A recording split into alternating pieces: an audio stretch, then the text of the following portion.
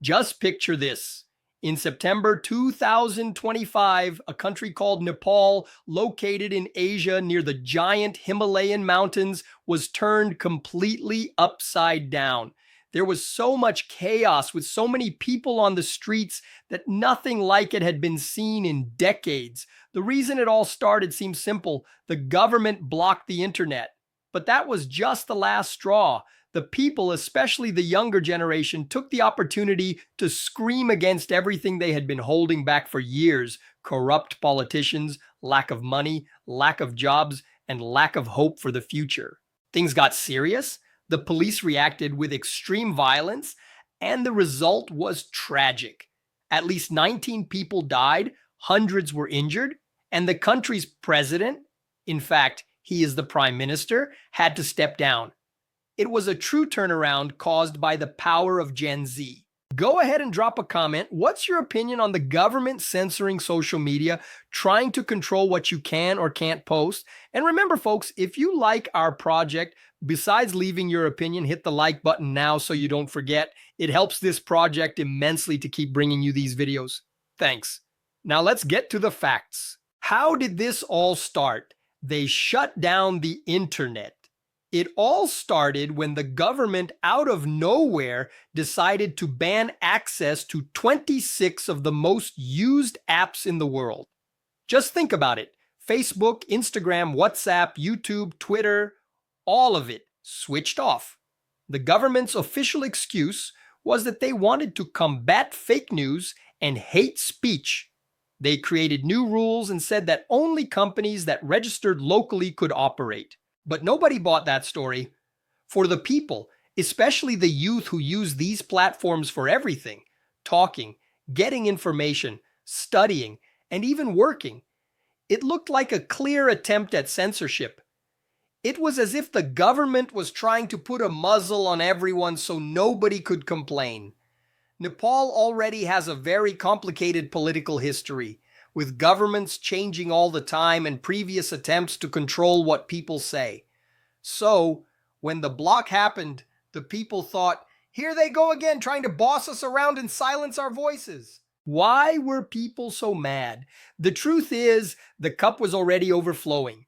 The population's anger had been growing because of two huge problems. First, corruption and inequality.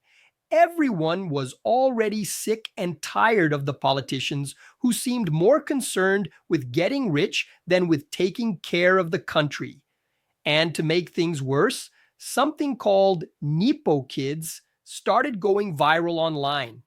These were the children and relatives of politicians who lived a life of pure luxury, posting photos in imported cars and on expensive trips. Meanwhile, most of the people struggled to pay the bills. Seeing that was proof of the injustice and the ripoff, and it made everyone even angrier. Second, and also very important, was the lack of money and a future. The other big problem was the economy. There were simply no jobs for young people. The numbers showed that almost 21% of people aged 15 to 24 were unemployed. What was the solution for many? To leave the country. They would go to work elsewhere and send money back to their families in Nepal. This money coming from abroad was so important that it accounted for a third of all the wealth the country produced. Just imagine, 1 out of every $3 circulating there came from someone who had to leave their home due to a lack of opportunity. A young man protesting summed up the feeling of everyone to the Reuters news agency. We are tired of the corruption. Our youth are leaving the country. We want to protect our people and improve our country. The tipping point. When the protest becomes a battle, with all this pent-up anger, thousands of young people took to the streets of the capital, Kathmandu, and other cities.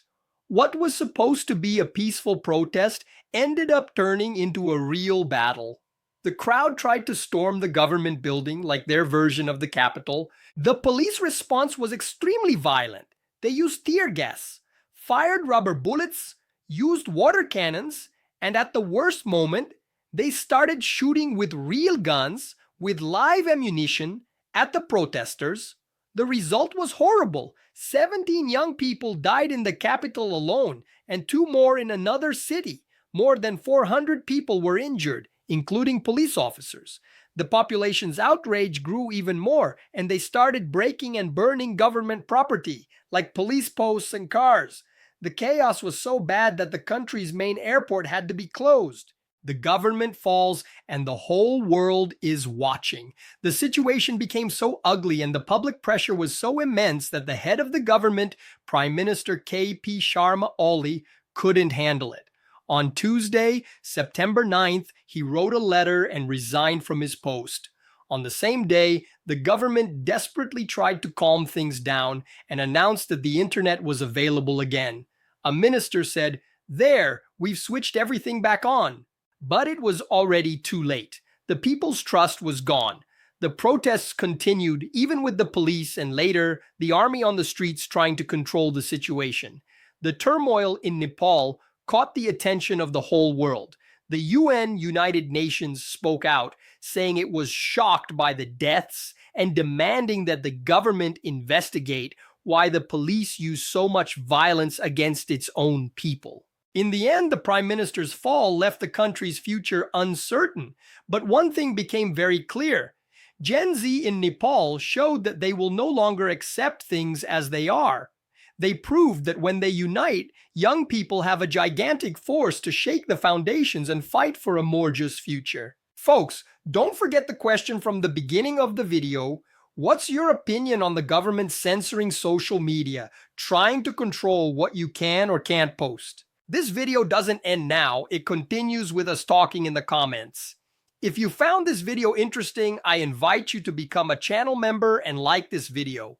Up here on the right, I'll leave a recommended video for you to continue with me. I'll see you in the comments and in the next video. See you soon.